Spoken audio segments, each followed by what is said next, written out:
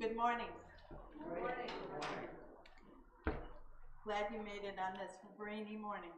I would like to welcome all of you here in the sanctuary and all of you who are viewing us online.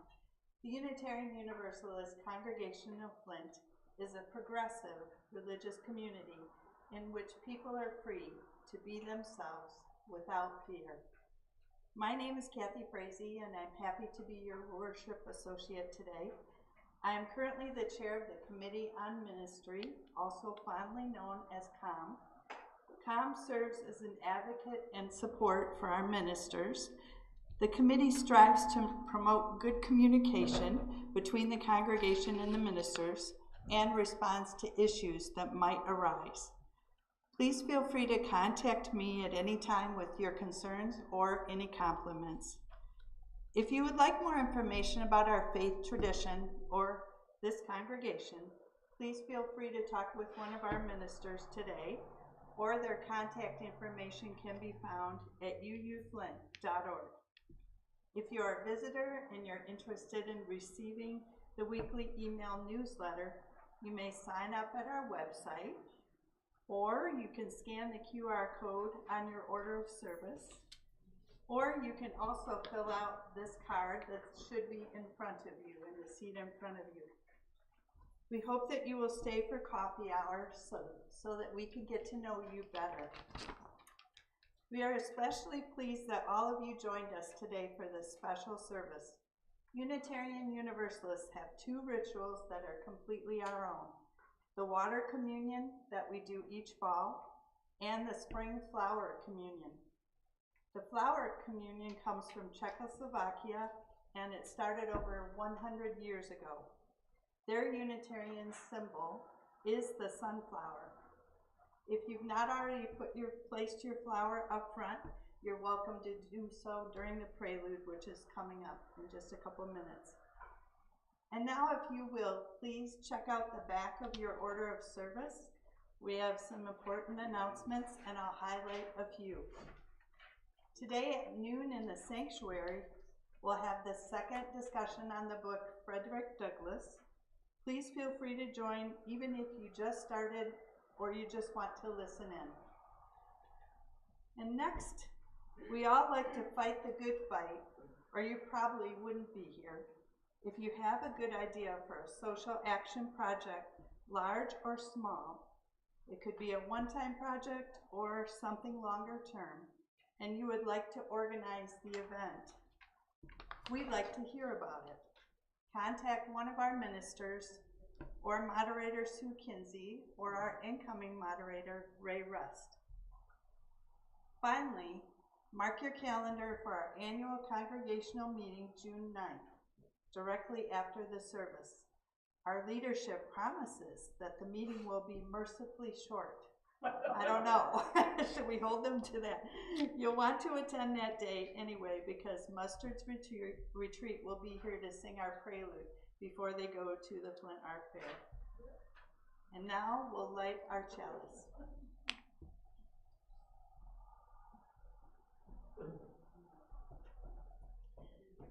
We light our chalice in celebration of the love that embraces us, the values that unite us, the peace that surrounds us, and the wisdom that we share.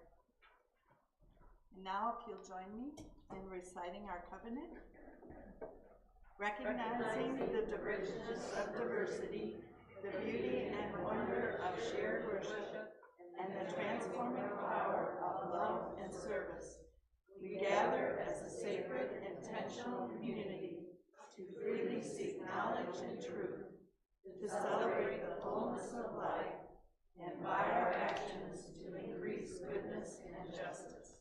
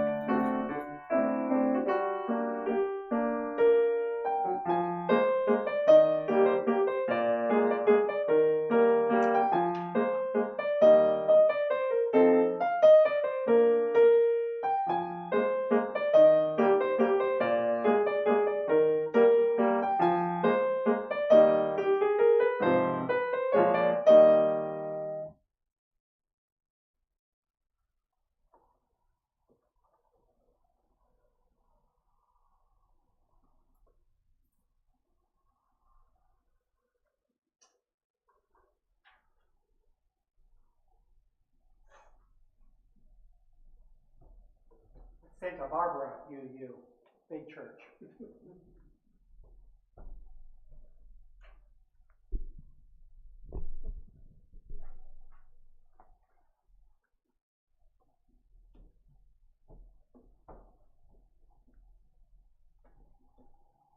Just a note, we're not doing our usual joys and concerns, lighting of the candles up front, but please feel free to go to the back and light a candle of joy or concern, or write in the book so we can get it in the e-update. And you can do that at any time, perhaps during some of our music, that you can go to the back and do your candle of joy and concern.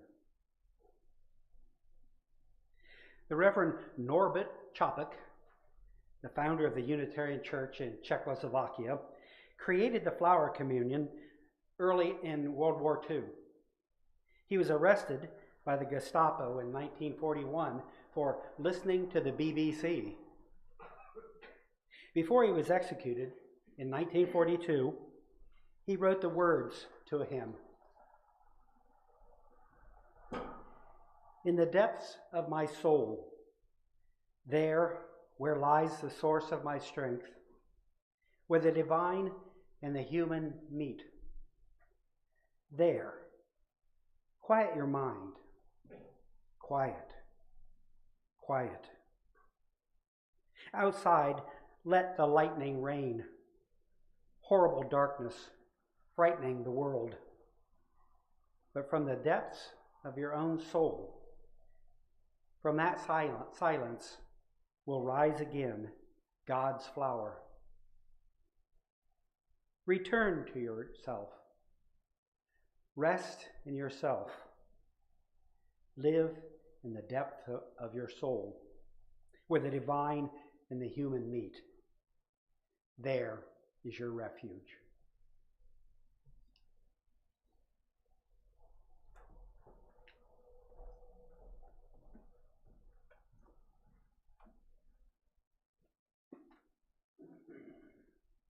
Please stand if willing and able. Hymn 368.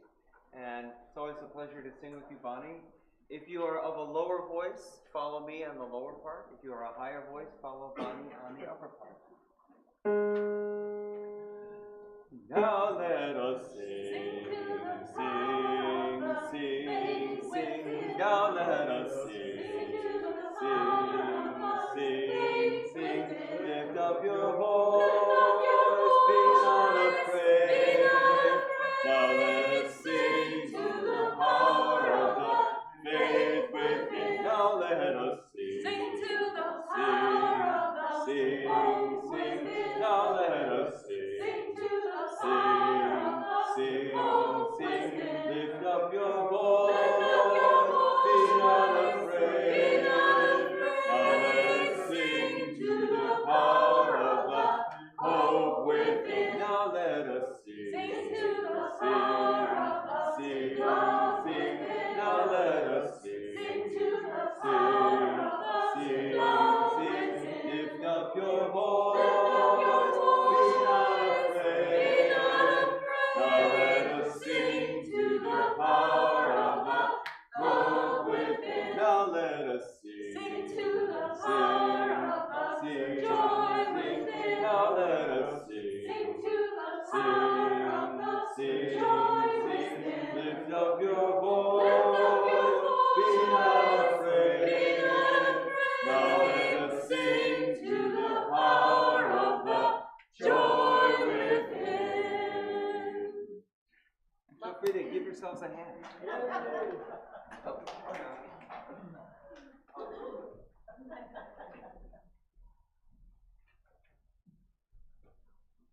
wow. And you didn't think we could do it. All right.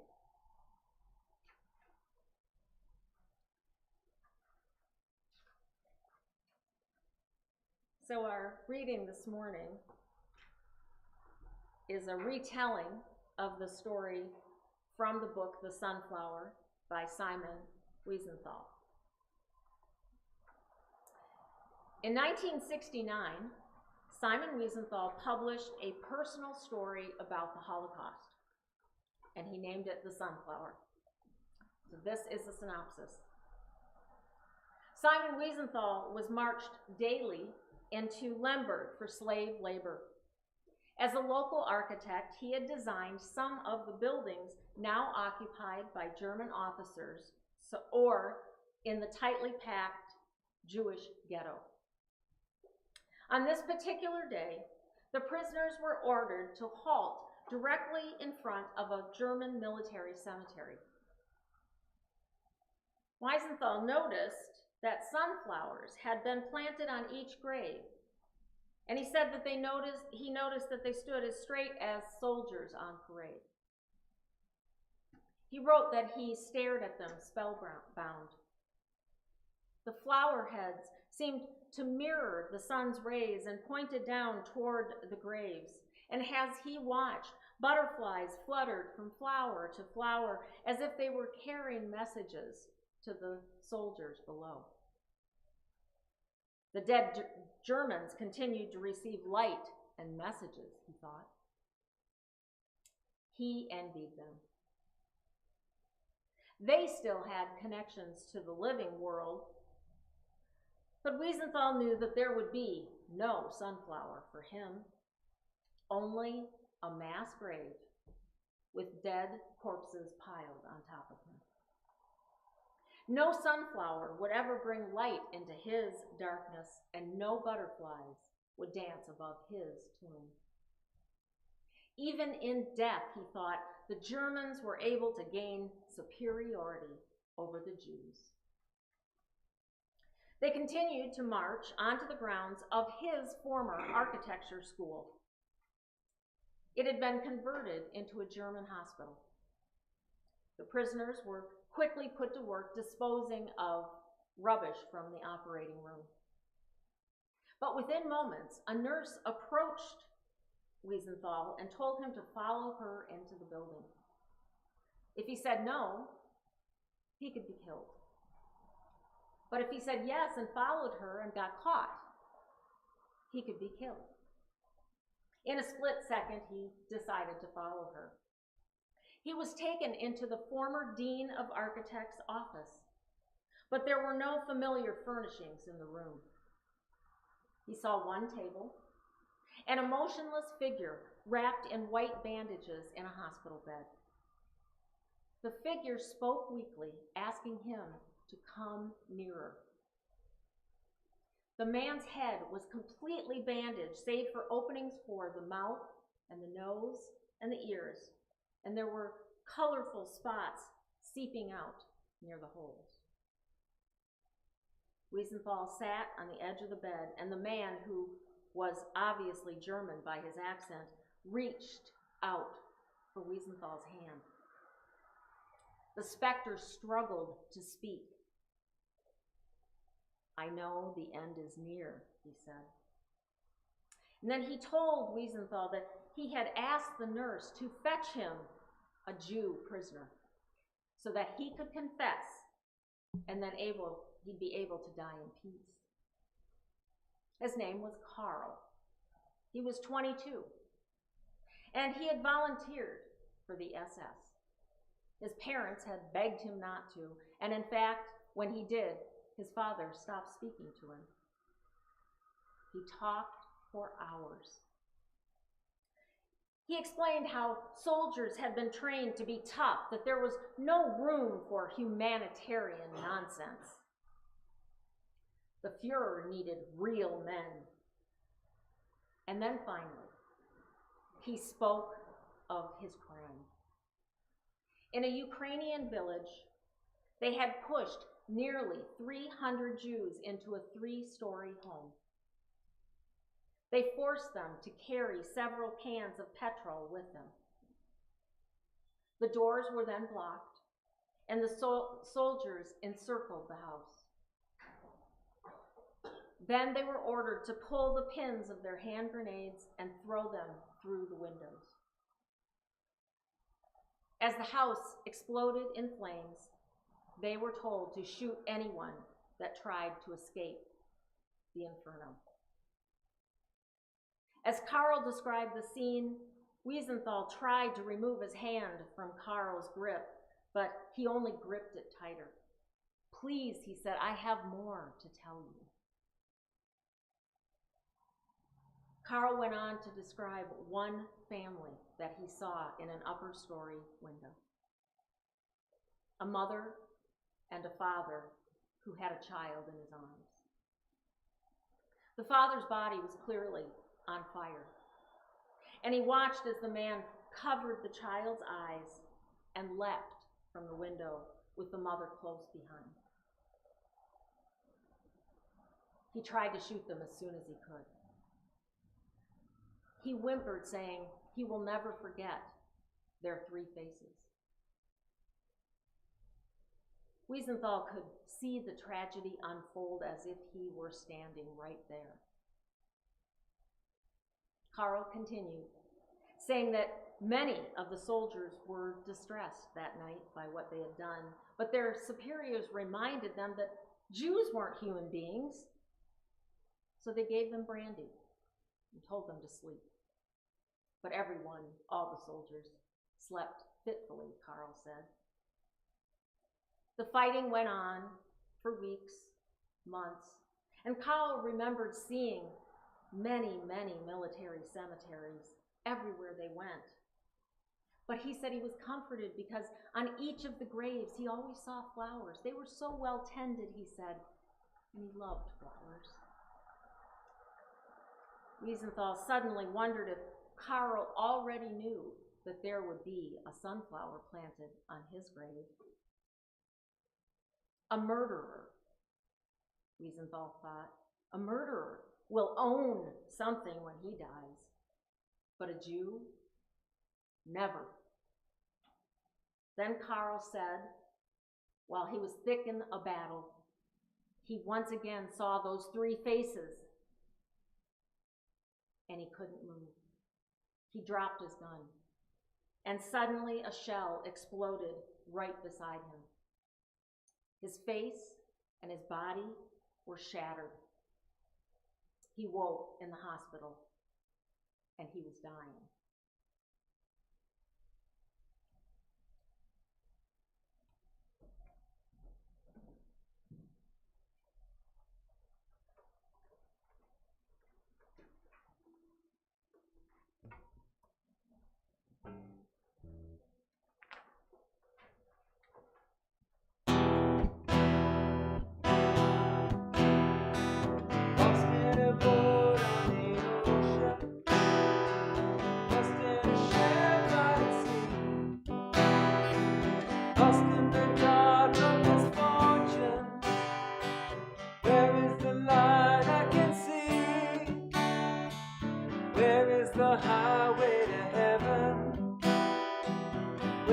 the love we all need?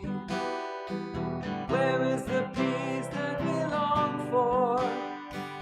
Where is the man who is free?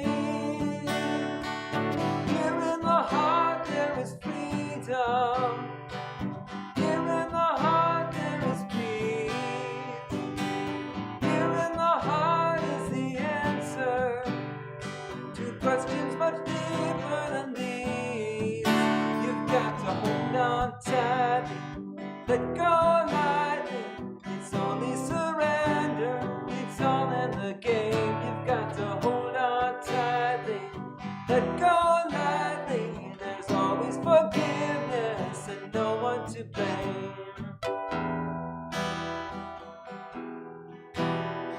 Some will take fame over fortune, some will take love over gold.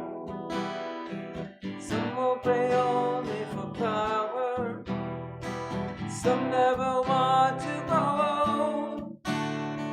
Some see the day that is coming, some only see what is past. Someone will always be first in line, someone will always be last. But here in the heart there is freedom. Here in the heart there is peace. Here in the heart is the answer to questions much deeper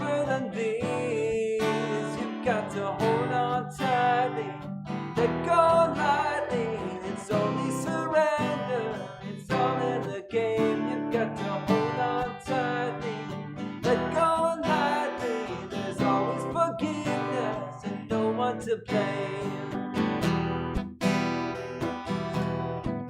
You got to hold on tightly and let go lightly. It's only surrender, it's all in the game. You got to hold on tightly and let go lightly. It's always forgiveness and no one to blame.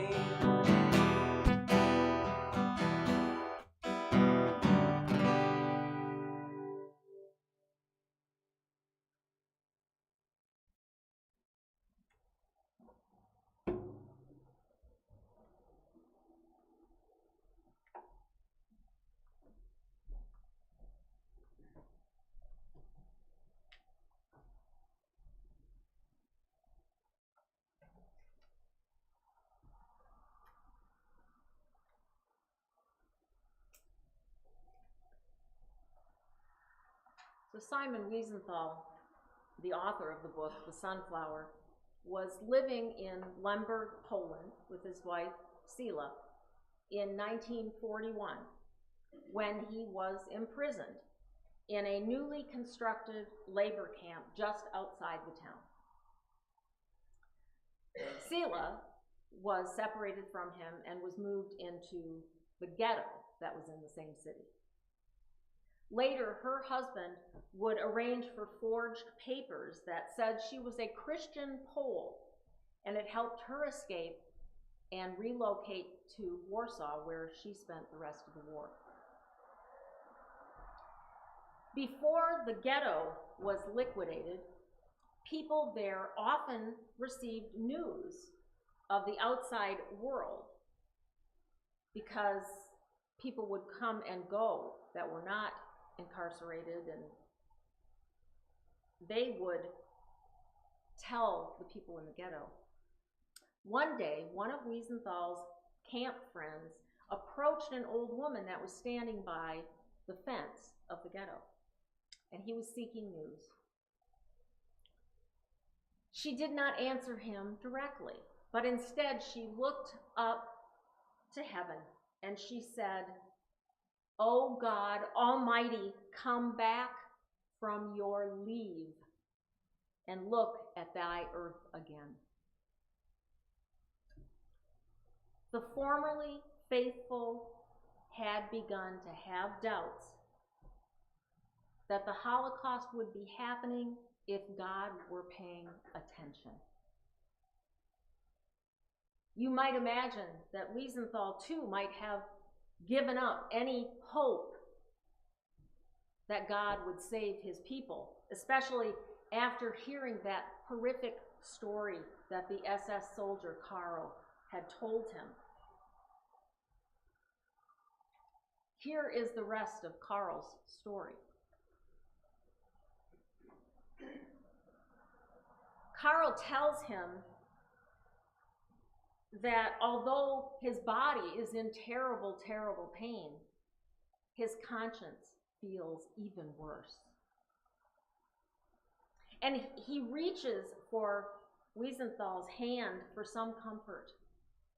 But instead, Wiesenthal stands up from sitting on the edge of the bed, and he begins to walk toward the door. Wiesenthal takes one last look at the soldier in the bed, and he imagines that he sees a sunflower on the man's chest. And he walks out.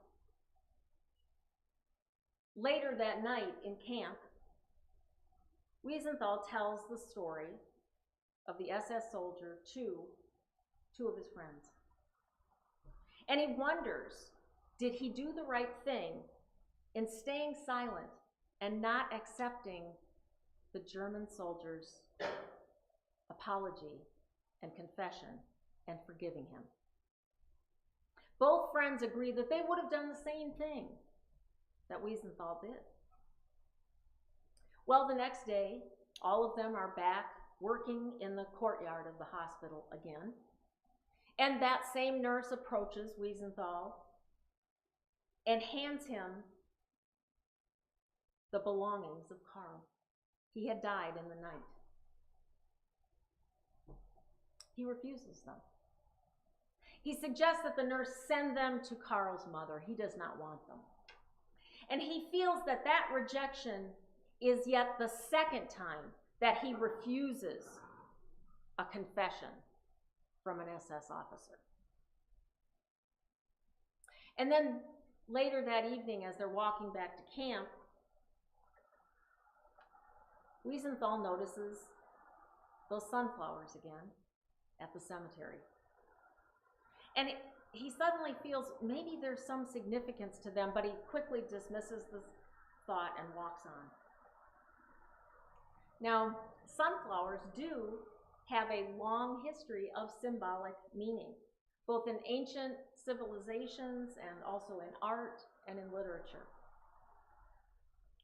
But if you think for just a moment about the sight of a sunflower on a grave, and you're imprisoned by the people whose graves are there, and there's this sturdy stem, this resilient plant rising up out of the grave that can withstand the harsh conditions, and it's growing on top of the grave of your oppressors. And it must have had at least some sort of subconscious effect on Wiesenthal, because it reinforced the notion that Nazis had the power of life over death on the Jews. And then the flower heads, you may know, follow the sun. They move. That also is a lot like it was to be a prisoner in a concentration camp, because they were constantly watched by the Nazis. But at the same time, flowers, and especially sunflowers, have traditionally symbolized hope as well. They have vibrant colors, they're joyful, and they're very adaptable. Sunflowers are so versatile that they can be made into meal. You can eat their seeds, of course. For hundreds and thousands of years, they were used for dye, and of course, they're ornamental plants. So I kind of wondered, well, does Wiesenthal have some attraction to them because he knows all of this about sunflowers? Or maybe he doesn't know it at the time. But Wiesenthal will become very versatile, especially in his life after the war. And not only does he end up having hope and finding hope in his future, but he gives hope to many victims of the Holocaust by getting justice for the Jewish people after the war. And in the book, his friend Arthur, in camp with him, does seem to predict that this is going to happen, as Wiesenthal is still, days later, weeks later, is agonizing over not forgiving the SS officer Karl. So Arthur's talking to him, and this is what he says. All this moaning and groaning, it leads to nothing. If we survive this camp, and I don't think we will, and if the world comes to its senses again, inhabited by people who look on each other as human beings, then there will be plenty of time to discuss the question of forgiveness. There will be votes for and against, but nobody will have had the experience that we have had and will be able to fully understand. After that night, Wiesenthal says that he slept well. But can you imagine that question, whether he should have forgiven him, continues to disturb him for almost 30 years. It was 1969, and Wiesenthal is still wondering whether he did the right thing in remaining silent at Karl's bedside. And it nagged him so that it prompted him to write the story down and ask theologians and authors and political and moral leaders, what would you have done in my place? Now, none of the respondents agreed, of course. They only showed that there is always a possibility for forgiveness, but almost never a limit on forgetting. Most of those who wrote essays in response to Wiesenthal are no longer with us.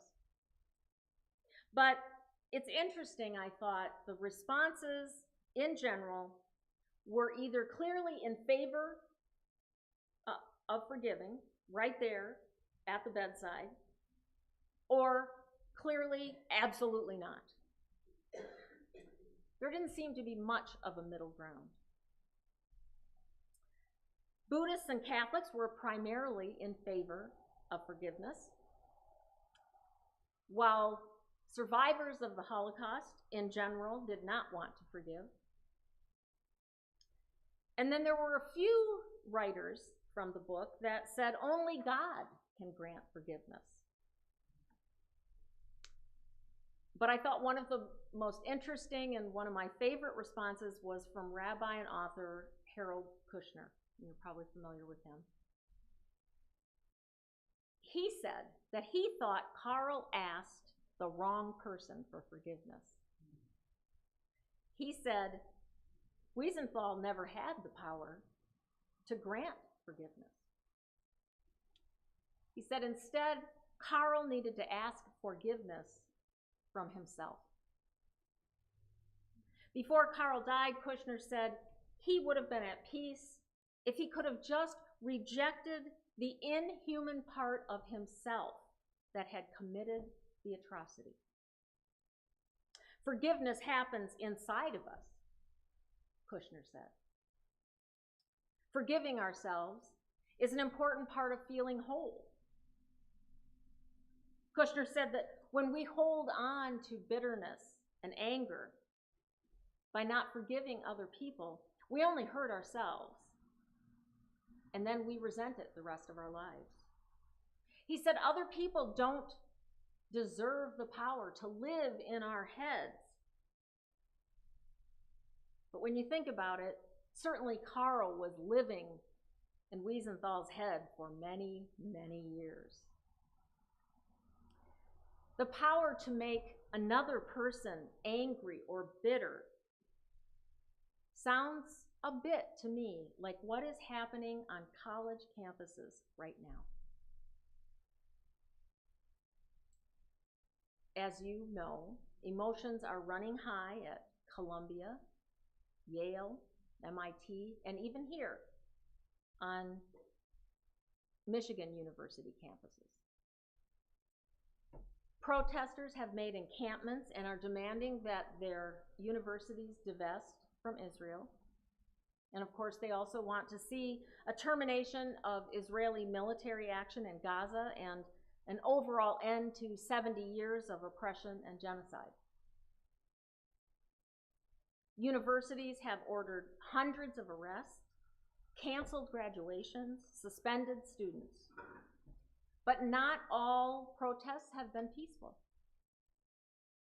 There have been a record number of violent attacks and threats against Jewish students nationwide, and there's also a number of incidents of Islamophobia. Now, there are some schools that have actually switched to online learning because of safety issues for the remainder of their semesters. Now, as I've listened to young people speak out about the war, it seems relatively clear that they feel that they know what is morally right and wrong in the situation. And I think a lot of us feel that way too. But I've also heard some hostility in some of the dialogue, and that is disturbing. I have not always heard forgiveness from people on either side. President Serene Jones of Union Theological Seminary, which happens to be right next door to Columbia, ate a meal with some of the Columbia protesters who had been suspended. She also opened the door to her seminary to both students and faculty who needed space to meet because they'd been kicked off campus. She even made room last week for a Seder for students. Now, she's a staunch advocate of free speech, and she said that she was worried about the situation at universities because she said campuses should be spaces where we learn to build a better world, not a more destructive one. As students from all religious backgrounds gathered at her seminary, President Jones said she believes what's at the core of this tragedy that is gripping our country is that the war is causing immense pain and turmoil among a host of people, but they're for so many different reasons. And she says the only way out will be to find a common humanity. She says we must look for a way to find solace together. So I wonder if perhaps one of the first ways we can do this is to realize that we are all humans that are grieving for other humans. Because how can we not all grieve alike when a week ago there was a strike on a refugee camp in Gaza that killed 7 children who were gathered around a foosball table?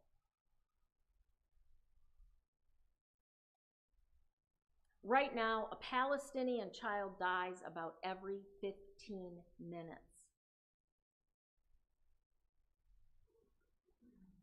And as I see images of dead Palestinian children,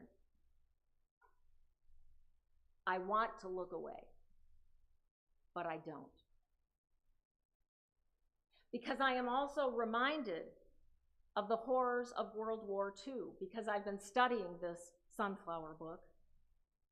And 1.5 million children died in the Holocaust.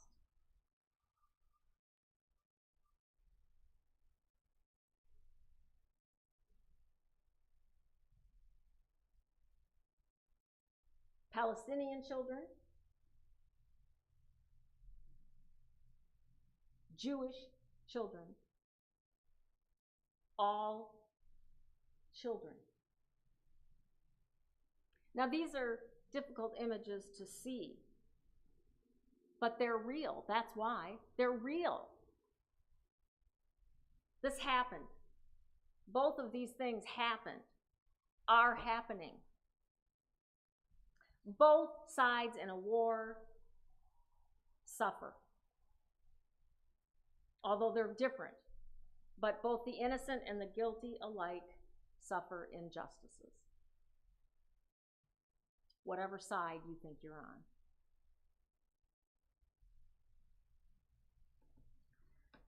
And I was surprised in the responses to Wiesenthal's story that in some of those responses, very few people mentioned bringing the Nazis to justice.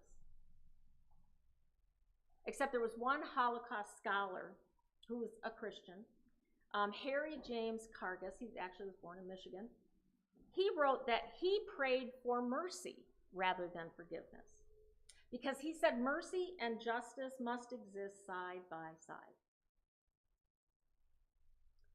And ultimately, I think, based on some of Wiesenthal's final writings before he died in 2005, I think that best describes where he ended up in the end. But the beginning of that psychological journey for him was when he was finally liberated from the last concentration camp he was in 1945. He chose to make it his life's work to never forget the people that died in the Holocaust, and he decided to bring those responsible to justice. So he immediately went to work sketching the horrors he witnessed during the war to help identify Nazis and their war crimes. And then he joined the American Commission for War Crimes. This is one of his sketches. Now, during this period that he was working for them, he finds out from an American soldier that his wife is alive, and they're reunited. And one day, while they're picnicking on a hill, Wiesenthal has binoculars with him, and he's looking around through the binoculars, and he sees in the distance a field of sunflowers. For whatever reason, suddenly, he sees the sunflowers, and he's immediately taken back to the bedside of the SS soldier, Karl. He decides he's going to visit Karl's mother in an effort to finally excise the demons he has about forgiveness. He seeks her out. He finds her. And she begins to tell Wiesenthal what a good boy he was. She knows nothing of his war crimes. And what does Wiesenthal do? Once again, he chooses to be silent. He decides not to tell her the truth and spare her the pain. Wiesenthal writes, "There are many kinds of silence. Indeed, it can be more eloquent than words, and it can be interpreted in many ways." I believe in his first silence, he didn't forgive Karl. He maybe wasn't even in the right state of mind to forgive after seeing the sunflowers on the military graves, and his own death was potentially around every corner. How could someone like that forgive? But later, he's a free man and sitting with his wife, and he sees a beautiful field of sunflowers, and something has changed in him. And even though he's not forgotten Karl's crimes and decides to see Karl's mother, his disposition has changed. He feels empathy, sees her as a human, sees Karl as a human. I think in the end he forgave Karl's memory. But of course I must ask, if it were you, what would you do? Now, perhaps none of us could answer that question because, as Arthur said, none of us has had that same experience that they had. So how can we say? But maybe we could put ourselves in a position of one of the wars that's happening now. Theologian and activist Robert McAfee Brown wrote in the Sunflower Response that there's only one answer to the question of forgiveness. And it's much like President Jones' comments about finding our common humanity. Now, Brown's response was written about 55 years ago, but I think it still speaks volumes today. Here are his words. There are situations where sacrificial love and forgiveness are at the heart of it, and they can make a difference. They can even empower. Such instances build up a moral capital on which the rest of us can draw. Just supposing, that an act of forgiveness on our part could tip the scales toward compassion rather than brutality. Brown continues, so what is there left to do? Only everything from doing justly, loving kindness, and walking humbly with God to standing with victims of the oppressed. If we do so, perhaps, just perhaps, a world will begin to emerge in which we do not have to ask unanswerable questions like Simon Wiesenthal's any longer. So, my friends, we strive and we wait.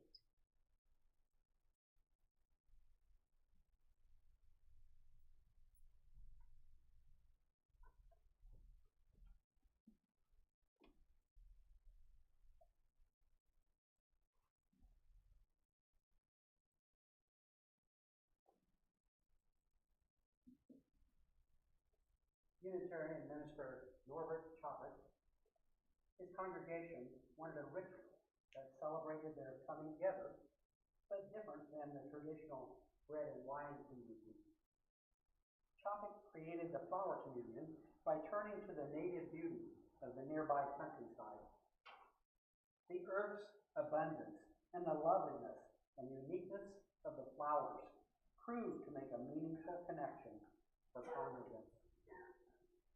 It has been a tradition for Unitarians all over the world for 100 years.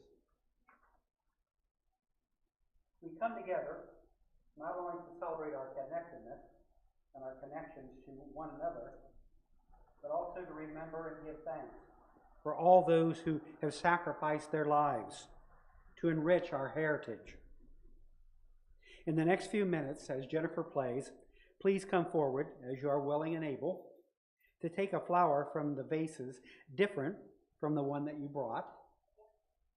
You may also ask someone to get a flower for you, if that is easier.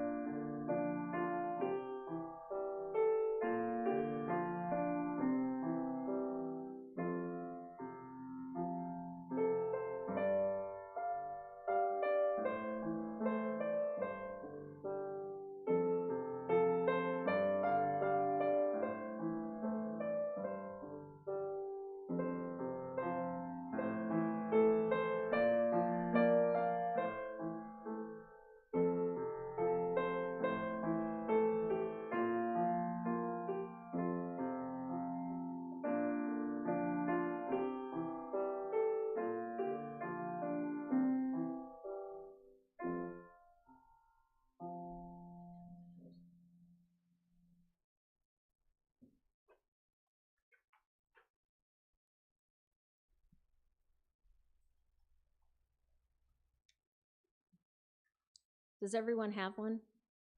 Okay, great, thank you. We each have a flower. Let us behold it for a moment and regard it as ourselves. May it remind us of the beauty that lies within each of us and our potential for growth. Consider its form and resilience. Sun, water, and earth, with ethereal plan, built it with amazing symmetry. Whatever else is holy, this is also. But there are imperfections, and so it is with us. It is beautiful, but short-lived, and so it is with us. If you like, close your eyes. Know that just as every flower is unique, so are you. Be gentle with yourself, just as you are gentle with this delicate flower. Forgive yourself for the things that you wish were different. A rose does not wish to be a daisy, and their differences only increase the beauty of the other. Know that we all grow together in the great garden of humanity. We all grow from the same roots. Our humanity transcends all boundaries. Let us think of ourselves always as colorful blooms in one common bouquet of life. May we forgive others, knowing we are all sisters and brothers. May all that unites us conquer that which divides us. Amen, and blessed be. And you may open your eyes. And now, if you would, hold up your flowers. Let us embrace the wisdom of flowers and allow them to illuminate our lives. We give thanks that we are together today from our separate lives. May our community, it is one of both giving and receiving. May our communion today be to us a symbol of all things which unite us with each other and with the universe.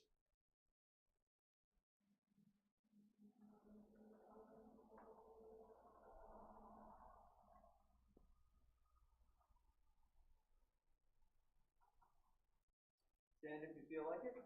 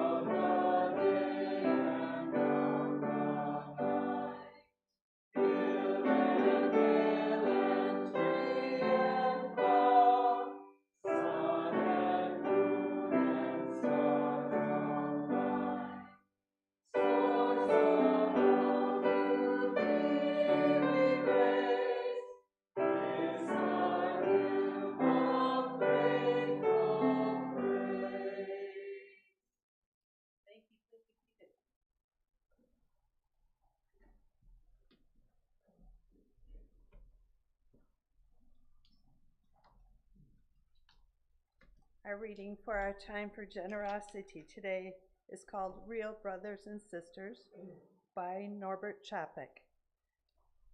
Let us renew our resolution, sincerely, to be real brothers and sisters, regardless of any kind of bar which estranges one from another.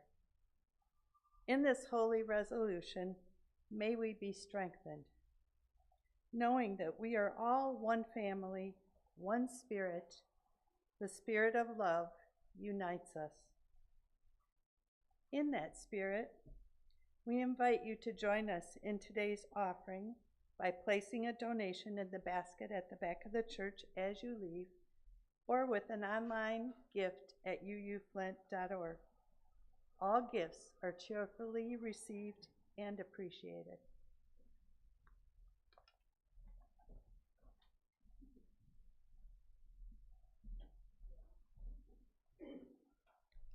And just before he was put to death, Norbert Capek wrote this prayer. It is worthwhile to live and fight courageously for sacred ideals. My soul, you'll never unravel, even though disappointed 1,000 times or fallen in the fight and everything would worthless seem. I have lived amidst eternity. Be grateful, my soul. My life was worth living.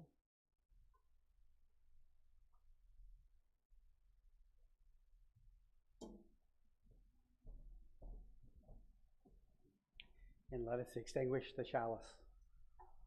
We extinguish this flame, but not the light of truth, the warmth of community, or the fire of commitment. These we carry in our hearts until we are together again. Feel free to sing along.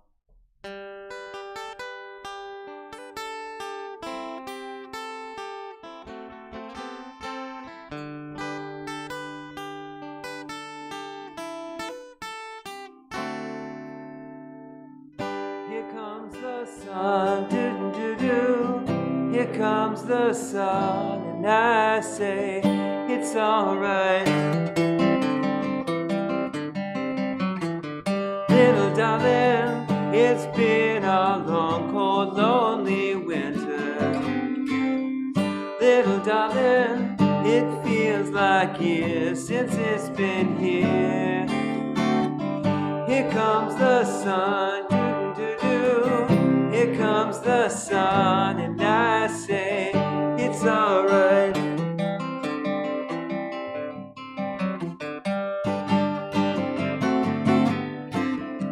Little darling, the smiles returning to their faces. Little darling, it seems like years since it's been here. Here comes the sun, do-do-do. Here comes the sun, and I say it's alright.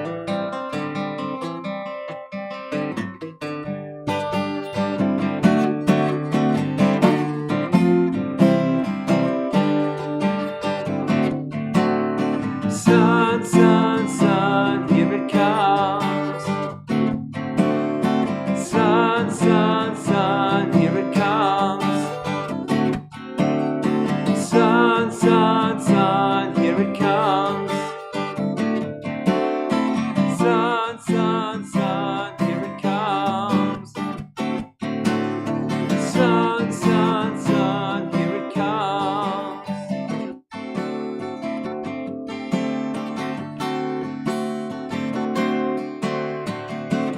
Little darling, I feel that ice is slowly melting. Little darling, it seems like years since it's been clear.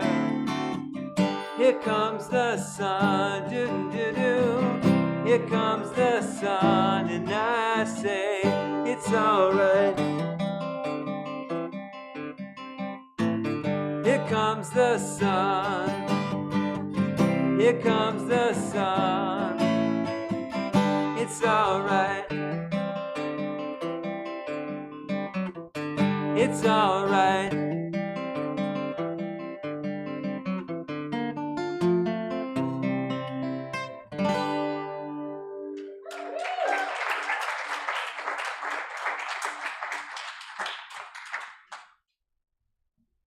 Thanks for joining in on that.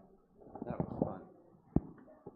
And now in our service is the time where you may stay for 10 minutes or so and we can talk a little bit. Otherwise, please feel free to go downstairs and get your coffee immediately if you are dying, which I'm sure some people are. Yeah. Yeah, so no one will be offended if you need coffee immediately.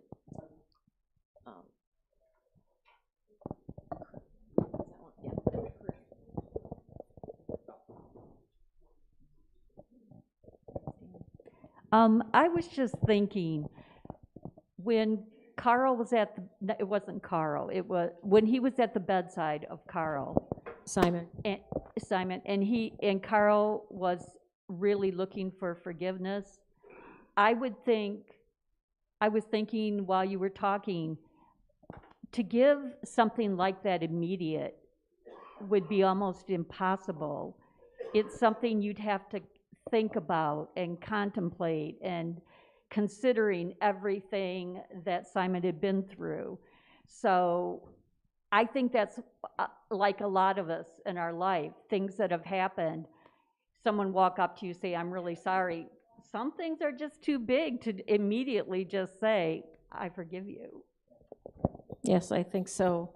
And this was so big, and he thought about it for almost 30 years. But it nagged at him. It just consumed him. Lynn, thank you for the part in your sermon where you pointed out that we really need to ask ourselves for forgiveness. I know when I have said something or done something that I realize has offended or hurt someone, sometimes I realize it right away. Sometimes it doesn't happen for weeks. And then I tell that person I'm sorry. But I don't think it's in my right to ask them for forgiveness. I feel like I need to tell them I'm sorry. And please let me know if I do that again.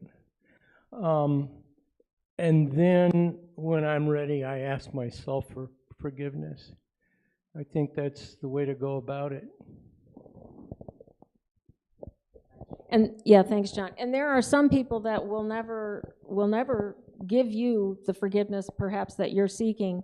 So there are going to be times where the only person that will forgive you is yourself. And that can relieve a whole lot of burden in your own life. Again, Kushner, said, you can't, sometimes you just can't let someone be in your head.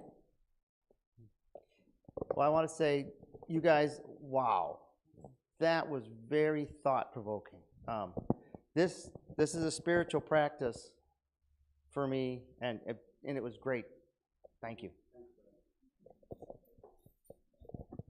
Yeah, this was really a different kind of flower service, and I absolutely, totally, you touched my heart when you picked up the vase and sent it around to give to people that hadn't gotten up to get them. That's a lovely, encompassing thing that we need to remember all of the time. But I just wanted to bring up a point that I've heard so many times, by not forgiving yourself or anybody else, you're just holding that inside of you. And I understand, I do agree that, your body you need to grieve that, whatever that pain was. You need to hold on to that, or not hold on to it, but let that happen. But the longer you hold on to non-forgiveness, you're the one that's suffering from it, obviously. And, I'm very grateful in my own life that I kind of let go of some really horrible things and forgave them, because it gave me such freedom to truly love people and not expect them to be perfect, you come to the understanding that we are all humans, and we're never one thing. We're never all good. We're never all bad. Everybody has so many facets in their life, and it's good to realize that. Yeah. Oh, yeah. Thank you.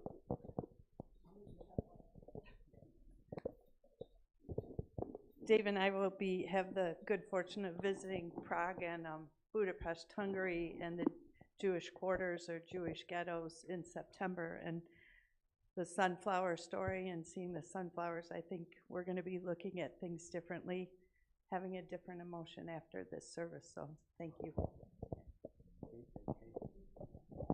One thing I did want to say about the forgiving is one thing that Simon Wiesenthal always said is he didn't forget.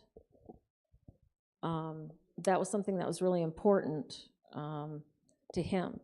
That it was important not to forget all the people that died, but, you know, forgiveness was a big part. And by the way, I watched a couple of movies about him before this, read the book, and if anybody wants to read the book, I have it. I would be happy to lend it out. It's got a lot of notes in it, but he was a very happy guy. You would think, you know, hunting Nazis for his whole life, but everybody said how joyful he was, and I think he wouldn't have been had he not done what he did in his life. But he just wanted to see people come to justice, and that's really what he did. But he was a very happy, joyful, wonderful man. Everyone really loved him. I thought now might be a time to make a promotion. No, because this show is by Earthworks, and it's a local young folk musicians. And I know a Flint poet that I know her as Amber Hassan. But there is healing work to be done, and we're here to help. Is what they are about, to encourage community healing through collective musicship, a culture of creators practicing integrity, collaborative, creative, inclusive, restorative. And it's going to be this Thursday, May 2nd, at the Flint local. And I've watched their videos online. Go to, there again, Earthworks musicians. And it's joyful, it's diverse, it's the way you want us to live and the people we want to be. So if you have any questions about it, let me know. A comment I want to make unrelated to her stuff. Jennifer, Dan, you guys' work takes their presentations to the next level. It makes it poignant. Thank you. Thanks, everyone, for being here, and let's go have some coffee. We can continue our conversations.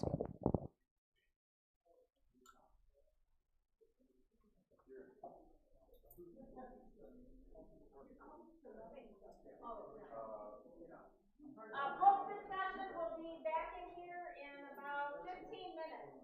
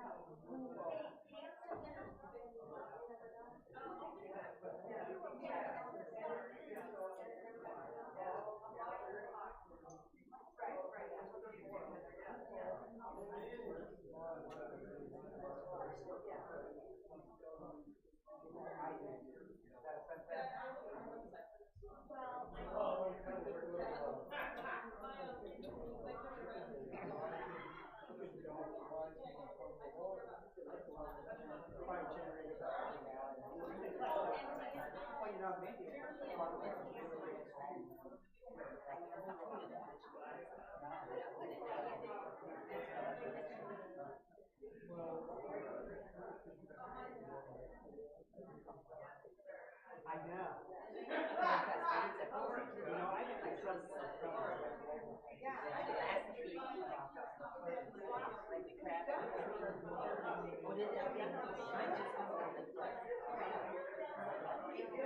how the sun gets like that.